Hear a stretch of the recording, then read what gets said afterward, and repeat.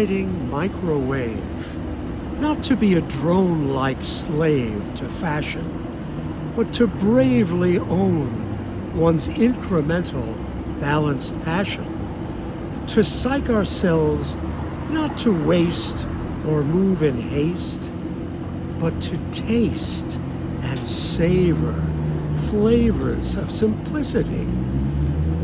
Cultivate a state of eccentricity.